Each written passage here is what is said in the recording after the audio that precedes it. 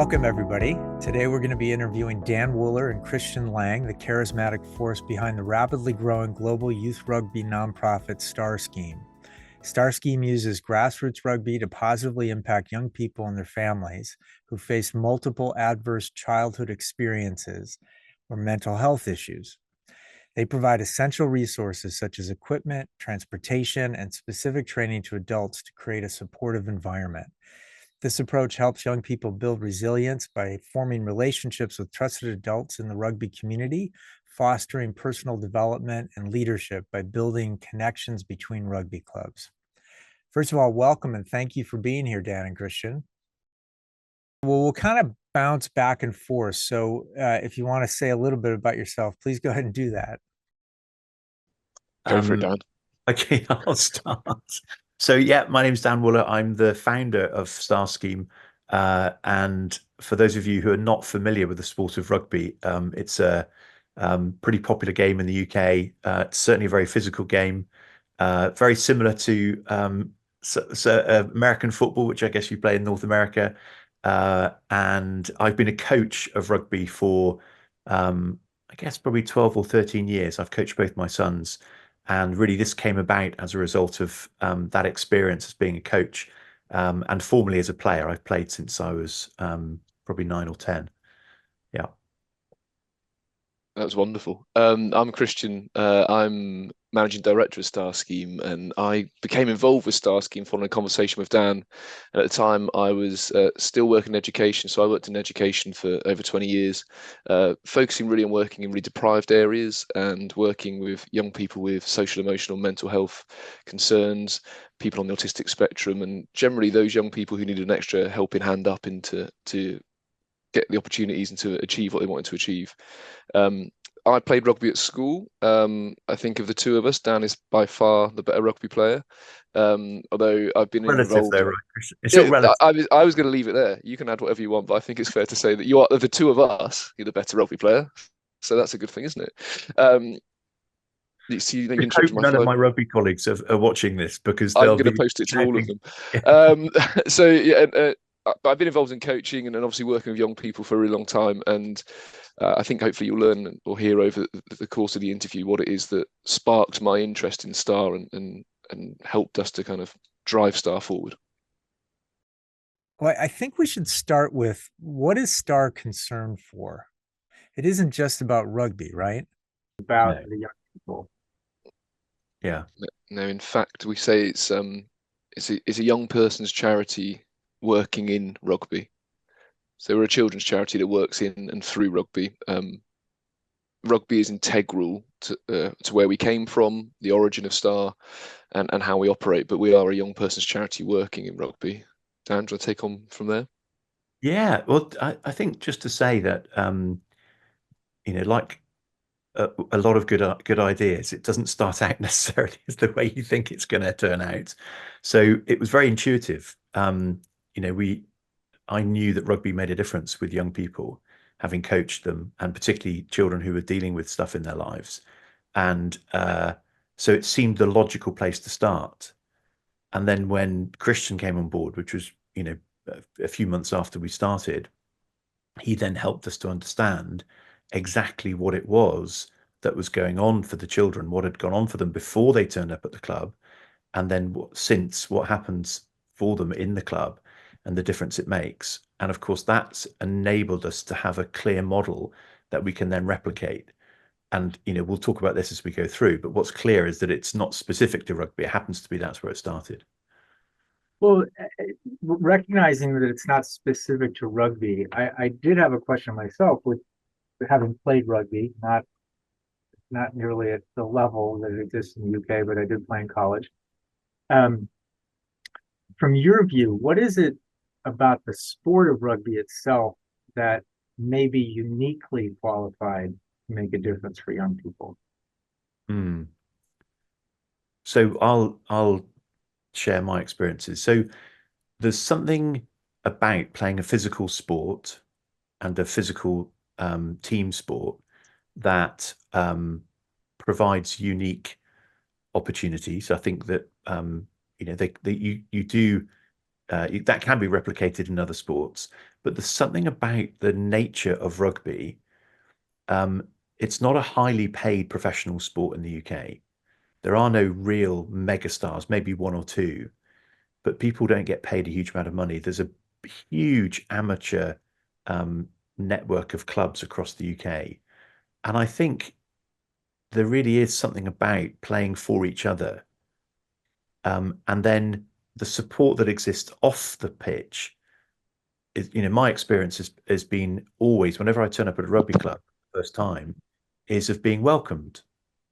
It's quite extraordinary. You really, what you're going to get when you walk into a rugby club. You're going to get people who are incredibly welcoming. They're straight talking. They're not interested in your background or what you've accomplished in life. They're simply interested in you as a human being.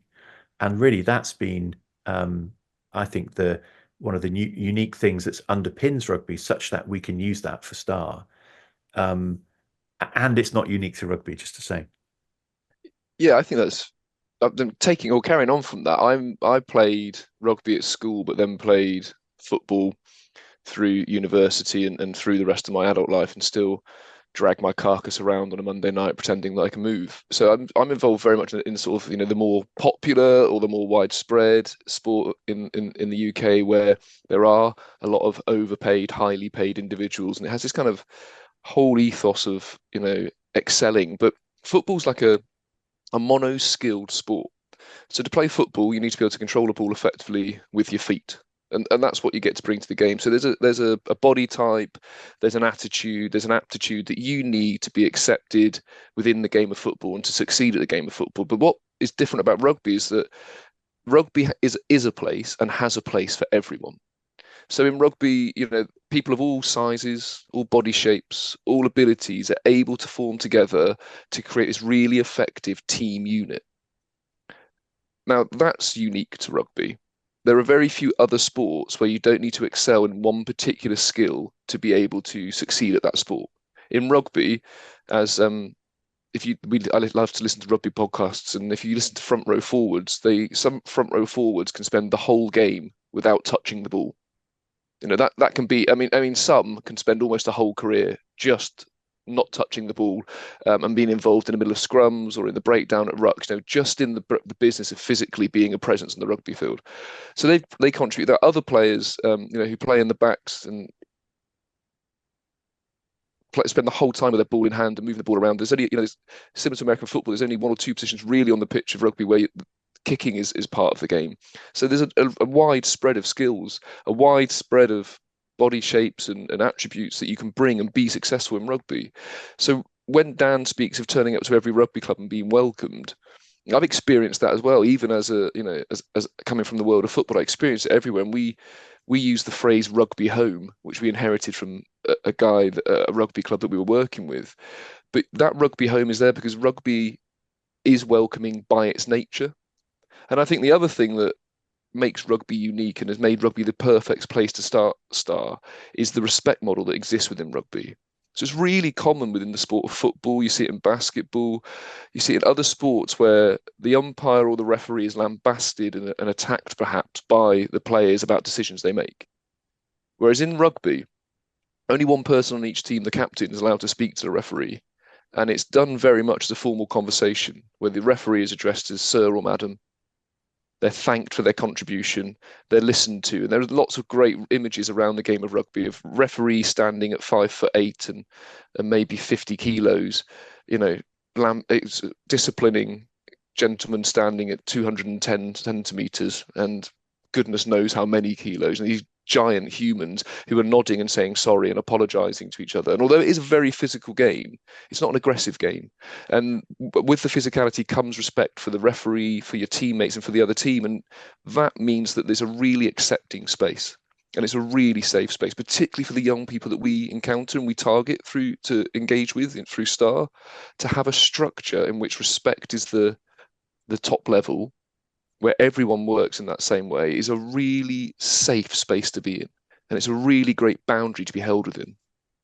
That provokes my next question.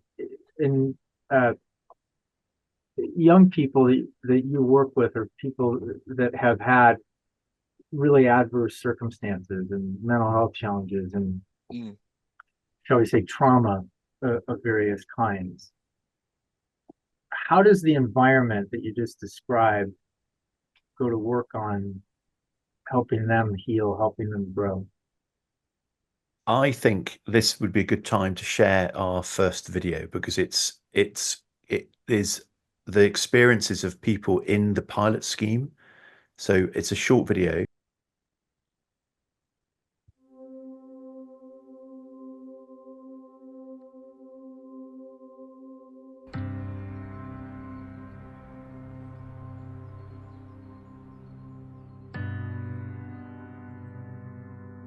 To play rugby, it doesn't matter what background you come from. Every kid can be successful, and that's the beauty of the sport. The boys, they suddenly can be totally free. Normal life can fully stop, and they can just be themselves. And when you're playing rugby, you can release your stress and also takes your mind off things. You get to play with friends, have fun, just enjoy yourself. I've been coaching about 10 years for Thru RSC. With this group, I've come through since under 6. As a coach, I love to be able to train or to support younger kids because you see the transformation, and that's the best thing. It's been great working with them to see them grow as kids and see them grow as rugby players. You have kids from all walks of life with you in the team. We have a boy called James in our team, and he was diagnosed with ADHD and autism. Great pass, James. Sometimes he'd come training, he wouldn't get out of the car. So it was a matter of actually sitting in the car with him and talking to him and just giving him that confidence that I was there for him and he'll be supported whatever happens. It's not just a game, it's an outlet for some kids. The role of the coach for me is to teach rugby and the values of rugby, but also it's to guide kids to work as a team. Before I came to Thru Valley, I coached in Ireland for quite a big club.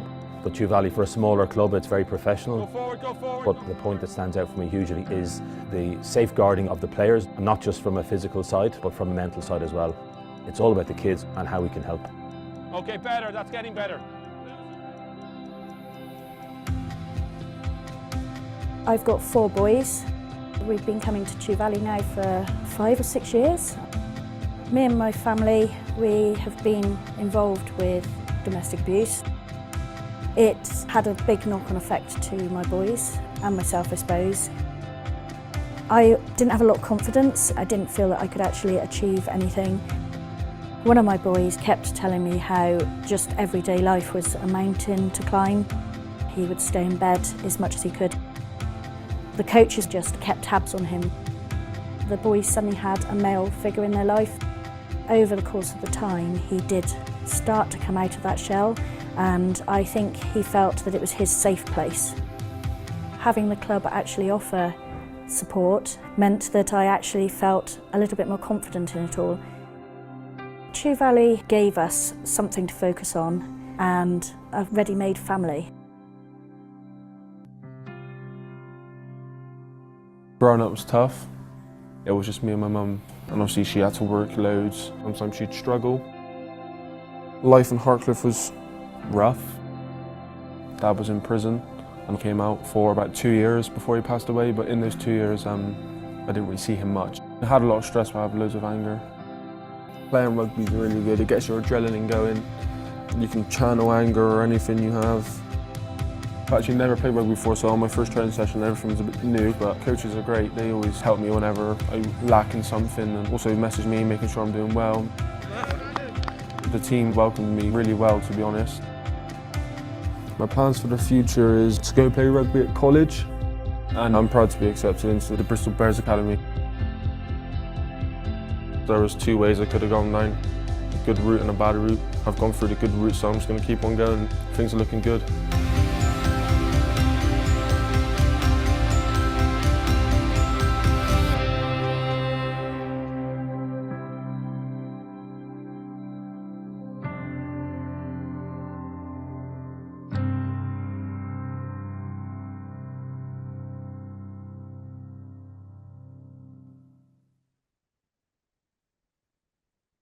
A wonderful video. It ends with a line, building inner strength that lasts a lifetime.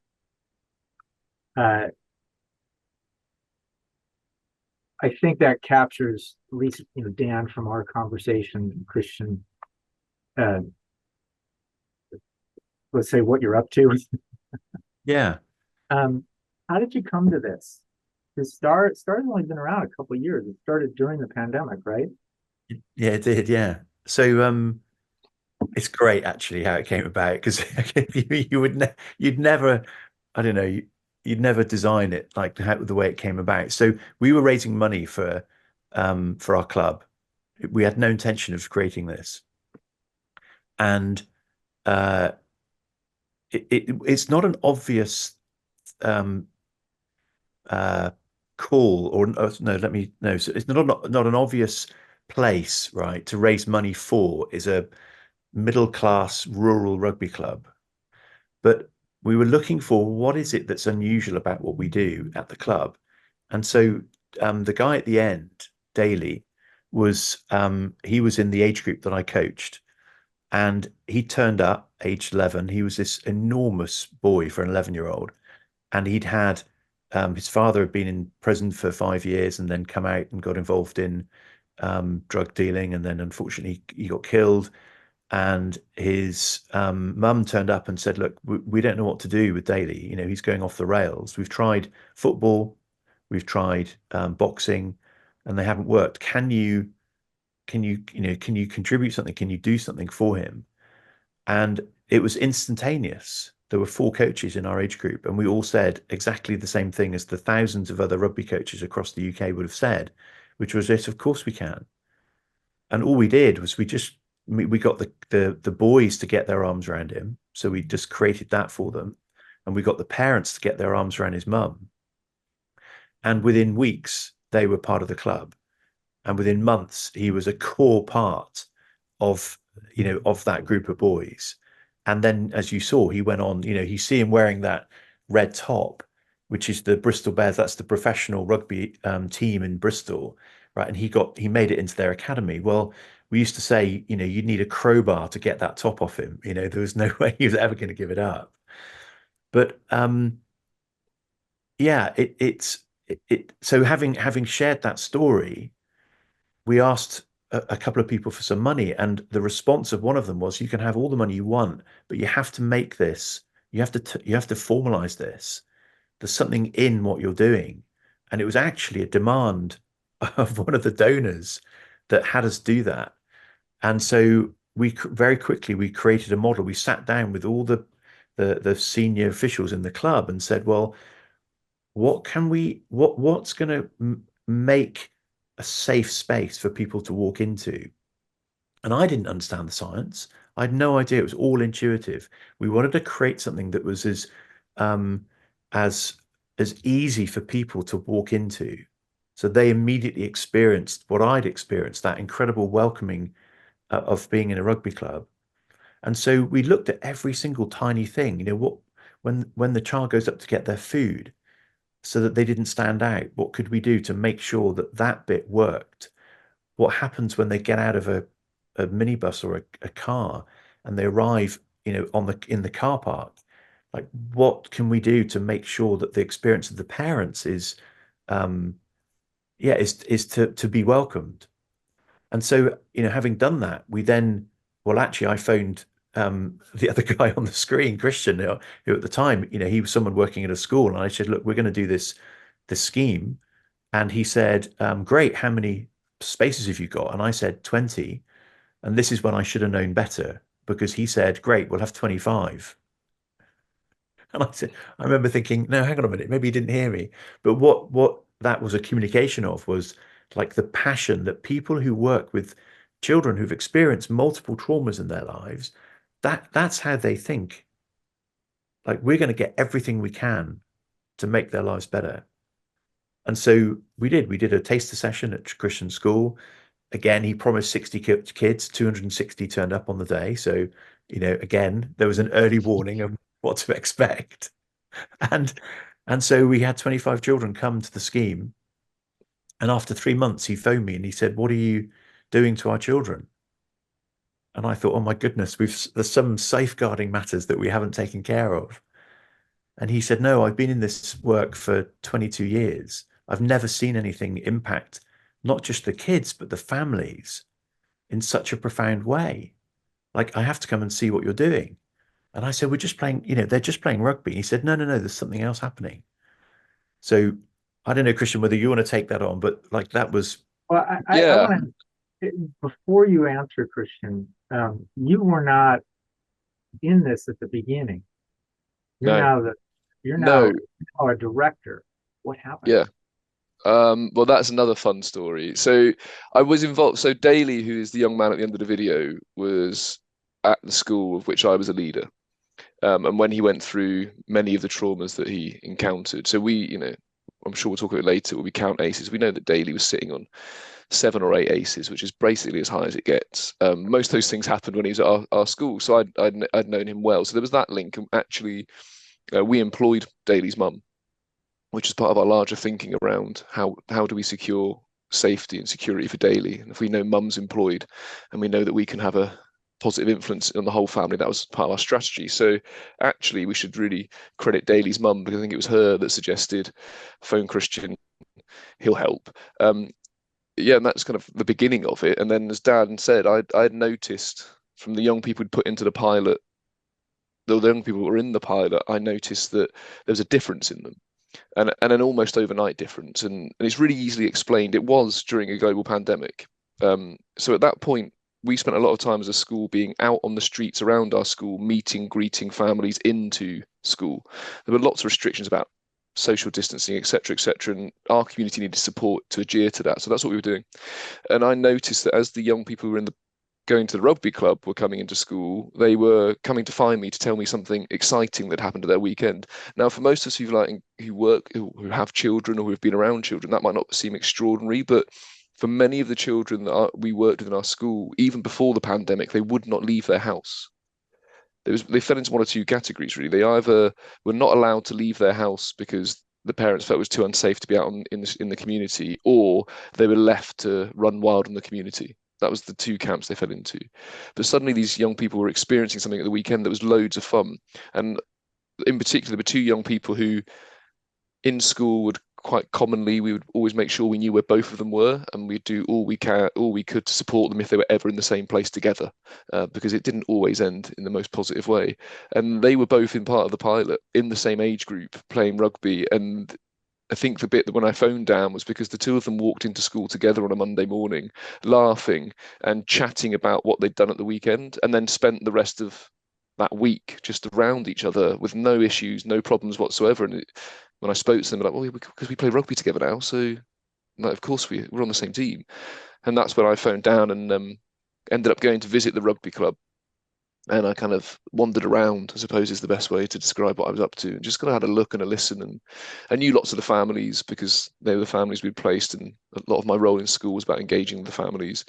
And I just chatted to them, and then it became really apparent what Dan had created became very apparent very quickly, but it became really apparent what was going on for the young people. And essentially what it boils down to is they were being provided with trusted adult relationships. And that's what it was. And actually not just the young people, but probably just as importantly, the parents of those young people had a community. And the community of the rugby club was so welcoming, and the community of rugby has been everywhere we've gone, that we were taking people who were terrified to be in their own home or terrified to be outside of their own home and giving them somewhere that was completely safe. And that was what was the agent action at that point, was that suddenly people were experiencing safety. And when people experience safety and they feel safe and they feel held, then they grow. And when perhaps that growth has been restricted until that point, then their growth accelerates, right? They're going to grow to catch up to chronologically wherever they might be. And that's what I was experiencing. In the how do I end up going from being someone not involved to the managing director? Well, that came out of a conversation so I think I went to visit the club in maybe October, Dan. It was around that time, right? And then we carried on having conversations. So through the whole pilot, we had weekly conversations with me at school and Dan and Sean, who came in and ran the pilot. We would have sort of weekly catch-ups to debrief what had happened and prepare for the week ahead and just kind of shape what was going on. So it was in one of those calls, and to say it very succinctly, I said, Dan, I'm going to resign from my role in school. And Dan said, "Oh, well, that's wonderful. What are you going to do?" And I said, "I'm going to run Star Scheme, and we're going to expand it across the country." I think is probably where we started with our idea of that. And that's what we did. So I resigned with essentially effectively nothing, which was an interesting conversation with my wife. So my wife was the head teacher I worked for. So it was two interesting conversations, one with my wife as my boss, and then one with my wife as my wife, to say, I am going to go and do this thing, and maybe not all of the funding's there, isn't yet there yet, and who knows what the job is There wasn't really. any funding. I mean, yeah, there was no funding, and it's all going to be great, and that's what we did. And then I think we had a creation call with Dan, and I were on a call with Lucy Pearce, and we just created what Star was going to be. And from that moment on, probably before that moment on for Dan, but definitely for me, for that moment on, there was no looking back.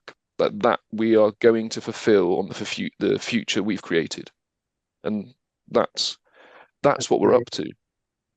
Well, that provokes another question for me.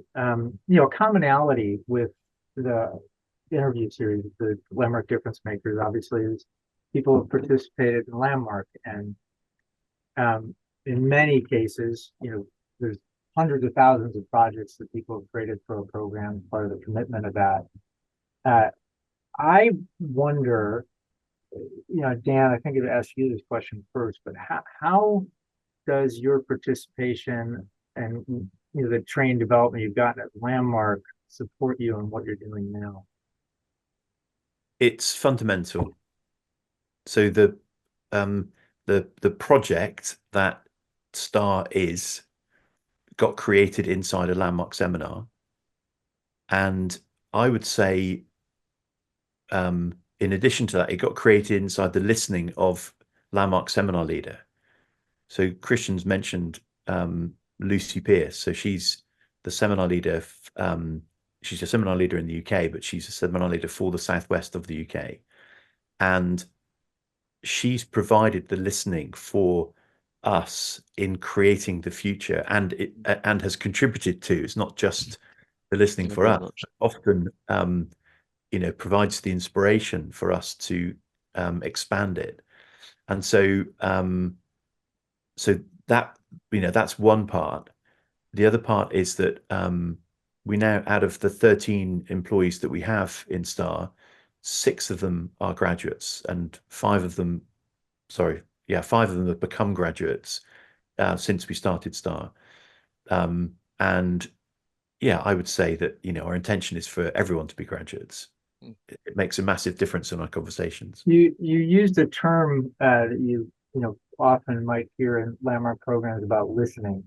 And I just want you to respond to this, because I can hear very much it's woven through what Star is about. But listening is not, there's lots of ways to listen, and for the children, for their families, for what you're out to cause, it's not casual. No. You're listening to see that person succeeds. And Yeah. I think about when I got married, my wife and I stood in front of our entire community and we gave a promise. And you could do that at the judge with no audience, but there's something very powerful when you say it in front of people, because there's accountability at a different level. Yeah. I'm just curious how you see that comes into play, because it's very ambitious. It's the children, but it's also the families. Well, we've created a future. We've given our word to that future. And what has been extraordinary is the way in which miracles have just shown up. And I use the term intentionally, like really things that we never imagined would be possible. And we have a listening for what's possible for the project, which again is created by us speaking that to each other and to Lucy, and then to the people involved in the project. And then we have a listening for what's possible for the people in the project.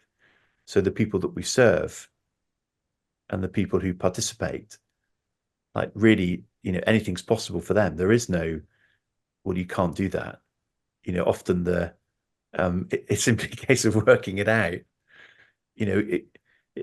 If someone had said to me 2 years ago, well, within 2 years, this project will be on the verge of being operational in 5 countries with over 100 clubs and approaching 1,000 children and families, I would have laughed. I would have said, there's no way on earth that would be possible. And yet that's happening and it's accelerating. There must have been a moment where it's kind of like, okay, this is. Well, there was a moment. Yeah, the moment was I just said, I give up now. I'm not gonna, yeah, like I'm not gonna try and guess what's going to happen next. Yeah, it's very free. It's utterly terrifying. That is a great way of describing it. That we have a future that we've created, and we're fulfilling on the promise of having that future come into creation. But part of that very much has been being entirely open to the possibility that every possibility is out there.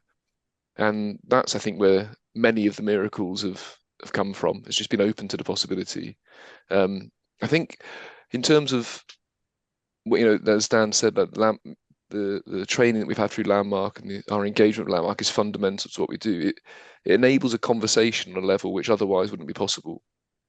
And it also enables us, I think it's fair to say, Dan, to keep us to be a listening of each other and for each other, but also to hold each other to account.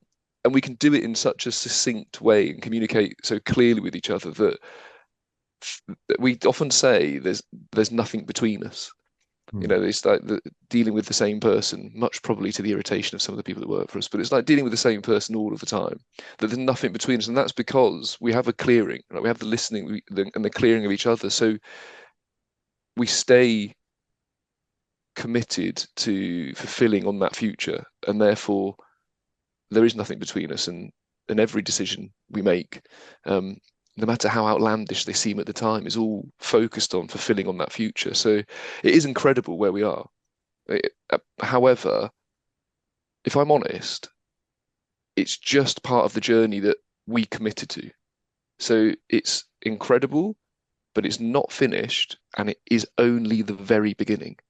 Yeah. So it's just I don't know if it feels like that for you, Dan, as well. It's quite the same way, but it's like, of course, not without wanting to sound arrogant. Of course, we're where we are. This is what we're fulfilling on. Well, I think one of the things that I hear throughout this is you're getting, to use a metaphor, you're kind of getting out of the way of what wants to happen. And I think, if we're all honest, a lot of things, when they seem like they're going to be big and require lots of effort, and it's easy to to resist that, kind of shut it down.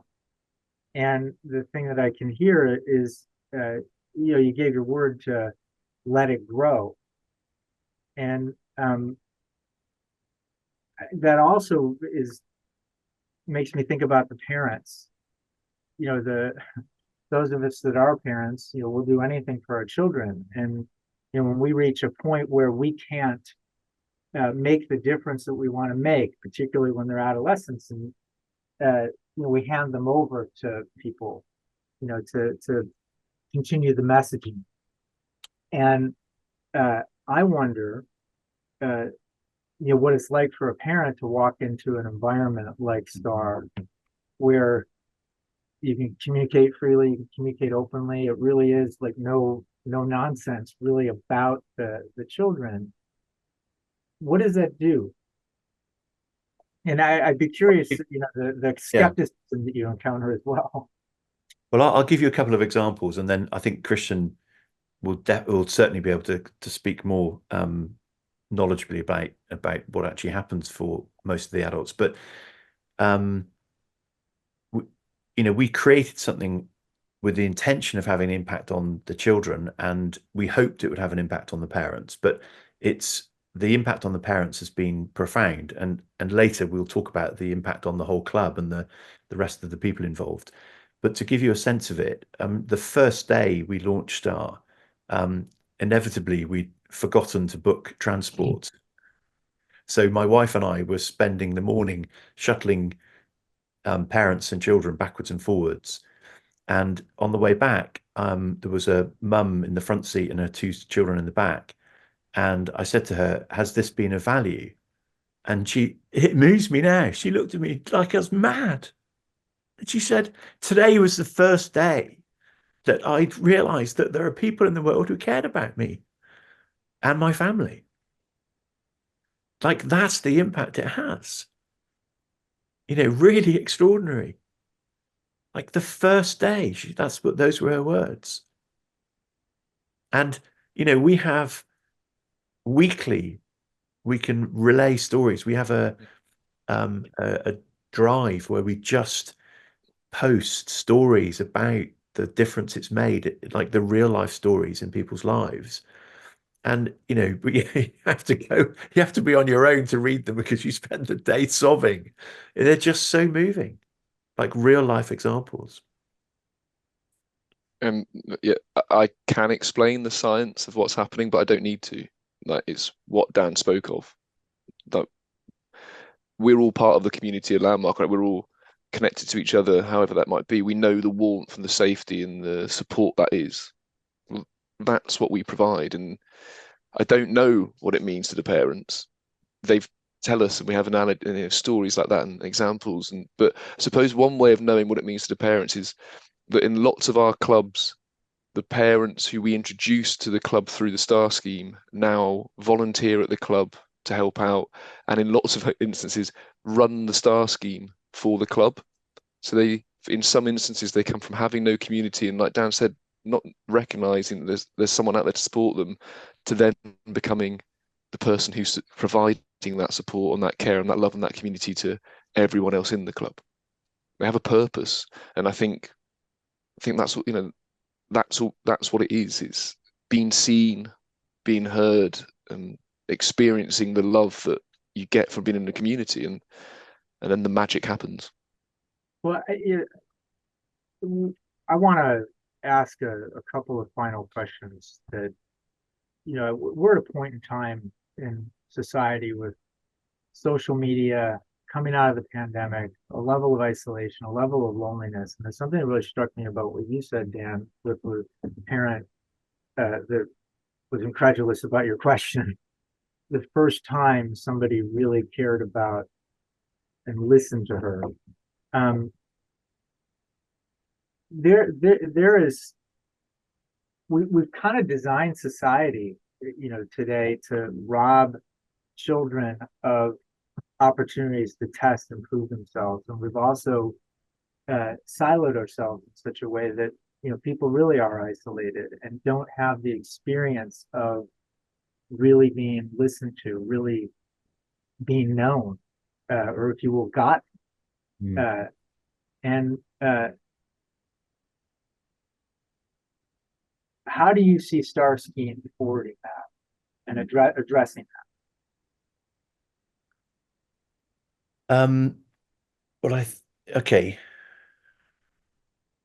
So it is a space where people get to be known and heard. I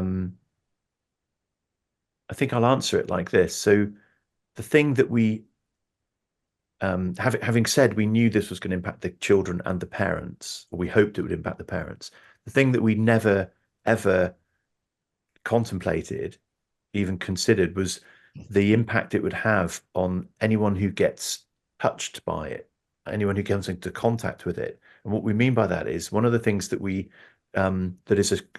is an integral part of introducing Star to a club is that we have what we call a whole club event. So we invite everybody, the parents, the players, the coaches, the officials, the administrators, the people who work behind the bar. We get everybody into a room, and then we speak to them about, what it is to have multiple traumas. And we'll talk about that in a moment. But Christian mentioned ACEs. What it is to have multiple traumas, and what's the impact on your brain, and what that looks like in terms of your potential social outcomes. And then we share the videos, and we're going to share another one shortly. But what happens in the room is that all those people, there are lots of little star children, like in the room, but inside big bodies. And they get it. They suddenly realize what they've been dealing with in life. And there's an opportunity for them to connect with that. And, what we're providing is a safe space for that to show up and to get addressed. We don't do the therapeutic bit. People are perfectly capable of addressing this for themselves. We just provide the space in which it can happen. And then, so then, not surprisingly, people want to volunteer. We get like literally dozens of people put their hands up and want to be part of it. And so it's not just the immediate people that we're serving, it's the entire community that gets impacted.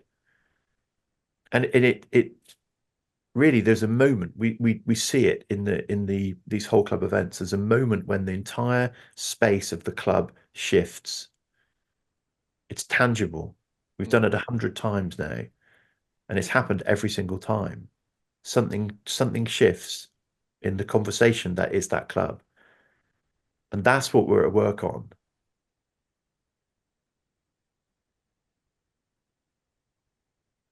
Anything you'd like to add to that, Christian? No. No, I think it's explained beautifully. Well, Seamus, can we show I think there's something we really want to like get in this conversation. I think before we do that, questions after the video. George, before we do that, maybe Christian just share a bit about what ACEs are so that people get a context before we show the last video. Yeah, of course. Thanks, Dan. So an ACE refers to an adverse childhood experience, and it also stands for an adverse community environment. So it's anything that happens to a young person between 0 and the age of neurological maturity, so 24, 25, that you wouldn't commonly expect to happen to them. So if we look back to the first video in Daly, the example, he had parental separation. So his parents were separated, their relationship had broken down, they were separated, his dad was incarcerated, so there's a second occurrence of it, and then his dad died, so there's a third occurrence of it. So some ACEs are things that happen to the person directly, and any form of abuse or neglect or mistreatment or maltreatment, that would all be considered to be an ACE. There are community aspects. So Daly grew up in an area of deprivation with substandard housing and in some pockets substandard schooling. All of those things would also be ACEs. It would also include poor quality water or poor air quality. That is an adverse experience for a young person. There are also wider and more global things. For example, living through a natural disaster, and key is living through a global pandemic, which means that every young person who was 25, and 25 is that, when your brain stops developing. Age of adulthood is or varies around the world between 18 and 21 generally, but that 25 bit is kind of quite important. So we know that everyone 25 and younger in 2020 now has at least one ACE. And the reason that we look at ACEs is because if they're left unmitigated, they cause neurological impact, and they can impact on the development of the brain. They can also interrupt neural pathways, and that means that we end up with a brain that spends more time than is typical in a stress response state, or sometimes referred to as amygdala hijack. And then that essentially means that the parts of the brain which enable you to reason, to understand and use language, to learn, to interact socially are all offline. So we see that manifest in behaviors. So ACEs are widespread. If you like, it's its own pandemic. In the UK, 50% of adults would identify as having one or more ACE, and about 15% would identify as having 4 or more. And 4 is a really critical number. At the point of 4, there starts to be a real shift in neurology and a real shift in the impact on that young person or that adult's life.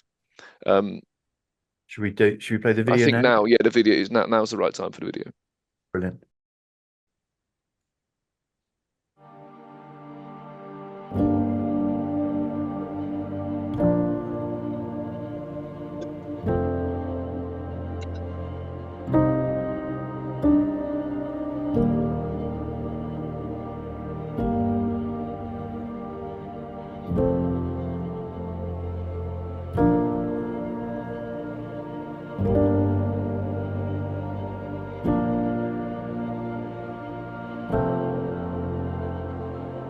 The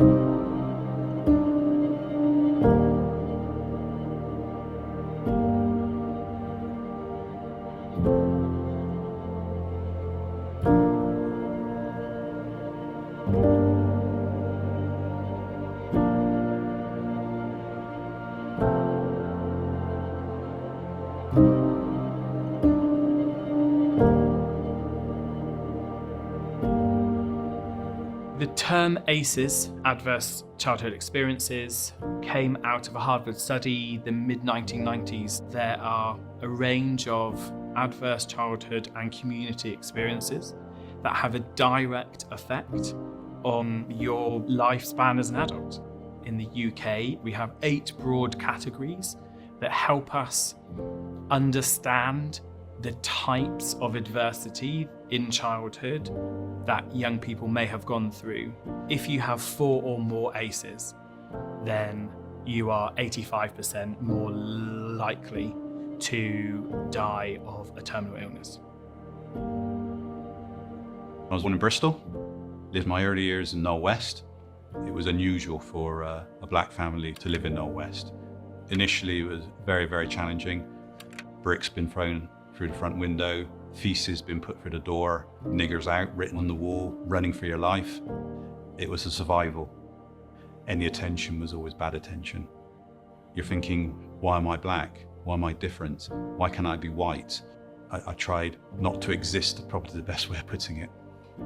Adversity is invisible, it's hidden, but it still manifests, it still comes out. What we can do is to increase understanding around ACEs and the impact of ACEs and what we can do to mitigate that by trying harder and creating positive pro-verse experiences. When I first played rugby, I didn't like it, if I'm being honest, I cried. I then moved school, and that's where my passion for rugby really took off. You could say it was a rough school, underprivileged school. However, the sports teachers, their view was we were very talented. If we organised ourselves, concentrated, listened and trained, that we could be whoever we wanted to be. They saw in us something that we never saw in ourselves. They then introduced me to people at Whitehall Rugby Club, who then would pick us up. They would provide us with food, they would provide us with kit, and then take us back home again. It was an environment that we thrived in. My rugby career sort of progressed very quickly. I ended up making my debut for Bristol at the age of 17. I got picked for England. I went on, started studying, went to university, got qualifications. My rugby opened doors for me and gave me confidence to go and do other things that I would ordinarily never even thought that I could do. What happened to me 40, 45 years ago, that was a precursor to Star Scheme. We need to talk about ACEs and adversity because sustained positive experiences mitigate ACEs. That is a fact. Working with adults who are often overlooked in terms of training and support, and Star Scheme bridges those gaps. Having an emotionally available adult that turns up when they say they're going to turn up and help them regulate how they were feeling and worked as a team and build resilience when things don't go right, that can change how you view your life. Growing up, I tried to be many other people. I didn't want to be Ralph Nibs. I didn't know who Ralph Nibs was. But by having people who's there to support you and created a safe environment for you to talk, gave me the confidence to take on life.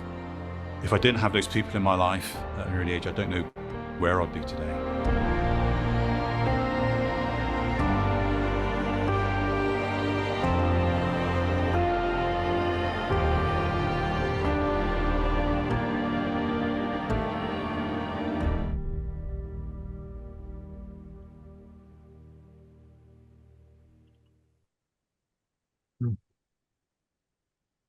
Wonderful. Well, the last question I want to ask is, what comes next? You know, you mentioned that you're on the verge of being active in 5 countries, and we talked about how it's growing in ways that you didn't anticipate. But what should we be looking for in the next year? This is yours, Christian. next year, that's quite straightforward. So we'll be live in Australia, Wales, Scotland, Ireland, New Zealand, possibly South Africa, if we pick up a conversation that we had last year. And we'll take rugby and what we do in Star within rugby to all those places, but we're also starting to branch out into other sports. So rugby league, which is a slight variation, or not a slight variation, it's a different sport actually from rugby union. We're off in discussion with rugby league. We've also had discussions with martial arts academies about how we could bring the same model of Star to there. We'll also, I think, in the next year, a year from now, we would have branched out into the world beyond sport. So we know that Star works wherever young people commune. Wherever young people commune with trusted adults, we know that Star works. So we'll be in the arts in a year's time. We'll be working with youth theatre groups to look at how we bring the same model, the same training, the same experiences to that world and have even more young people thrive. And then if you want to know what comes next, well, everything comes next and everything's possible. Like, quite simply, we will be in every country. Well, we started with every rugby playing country, right? That was kind of where we were very pleased with that aspiration and that future. But then actually we've come to realize, particularly over the last few months, that where we're going to be is everywhere there are children. And what we're going to create is that Star is everywhere and for everyone. And then actually what we're up to is we're going to make sure that Star's obsolete.